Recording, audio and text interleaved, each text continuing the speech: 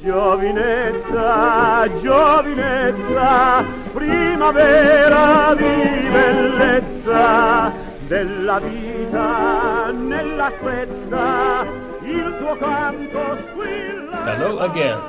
Previously, I looked at Weimar Germany, what this nation looked like before the Nazi takeover. It's time to take a look at the country where the idea of fascism was born and where it would be in power for the first time. Italy under Benito Mussolini's leadership was an interesting phenomenon, with some success stories, but also huge blunders. The experiment was not doomed from the start, so we should examine what really happened and why this totalitarian dictatorship collapsed in the end.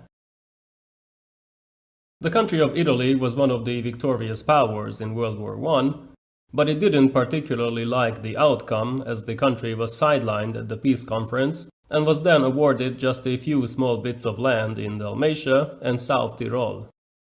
The economy was not in a good shape, a huge deficit prevented a speedy recovery, while society was divided between nationalists, who claimed Italy didn't do enough, and pacifists, who opposed participation in the war in the first place. Both sides hated each other, resulting in violence in the streets, while the government remained unstable after numerous elections. Prime Minister Giolitti tried to woo the fascists, but his offer was rejected, and it seemed that parliamentary deadlock would be the norm. Mussolini, a former socialist who supported the war, created his fascist movement back in 1919, originally with such left-leaning goals as social revolution, women's suffrage, and dividing up large agrarian estates. This was not popular enough, so he changed course and started supporting militarism, censorship, and the monarchy, along with the Catholic Church. He continued to attack the Republic and the left, gaining more supporters on the right, who were also fed up with democratic impotence. In October 1922, during a general strike, Mussolini blackmailed the government, forcing the king to choose between him and the socialists.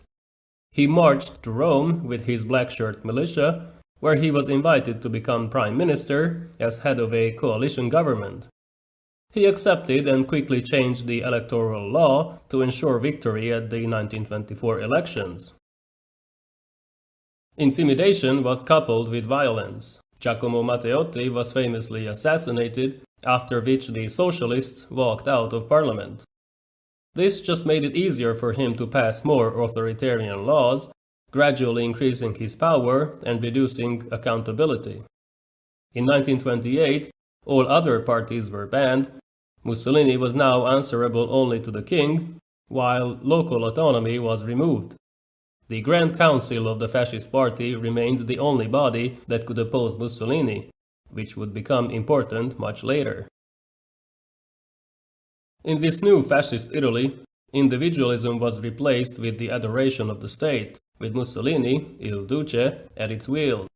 Only fascists were true Italians. The propaganda machine emphasized that while men should be aggressive and engage in sports, women should stay at home and focus on motherhood.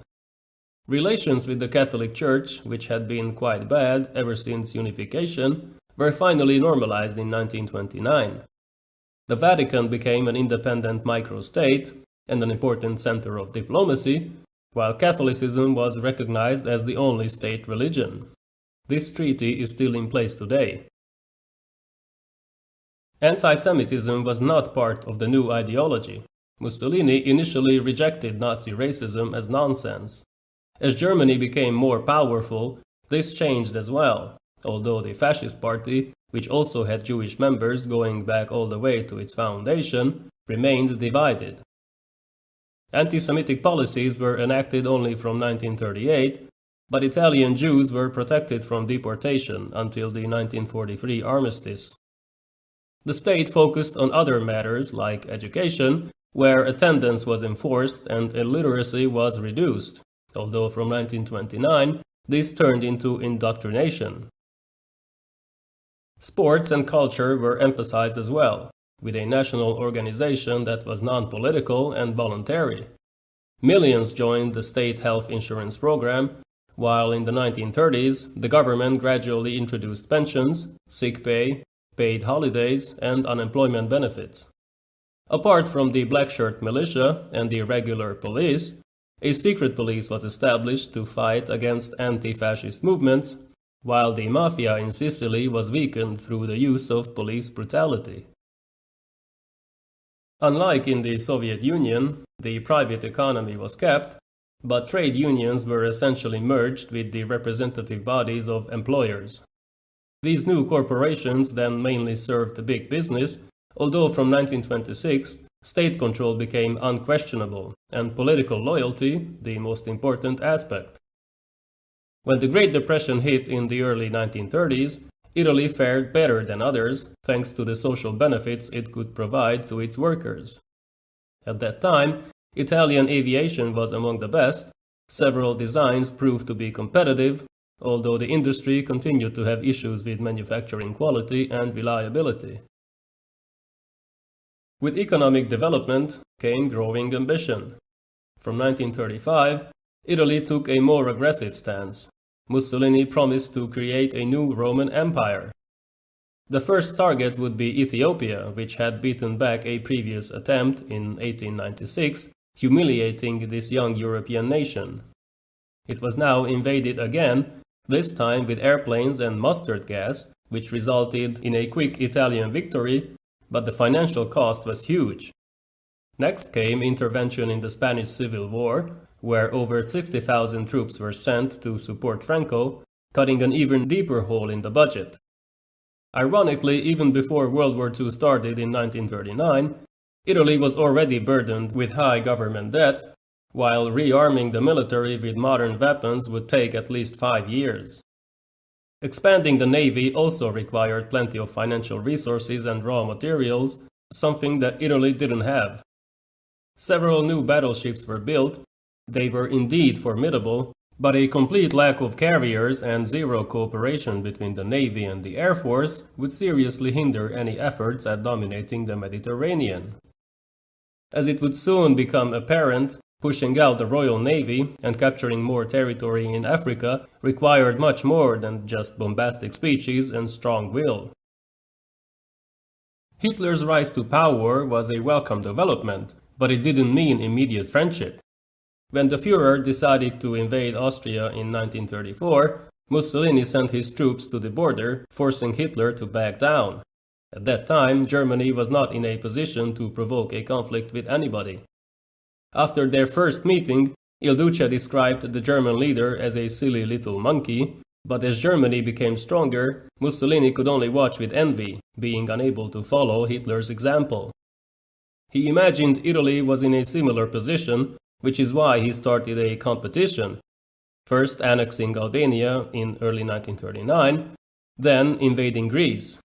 Battlefield events would soon prove that Italian economic and military power were not that awesome.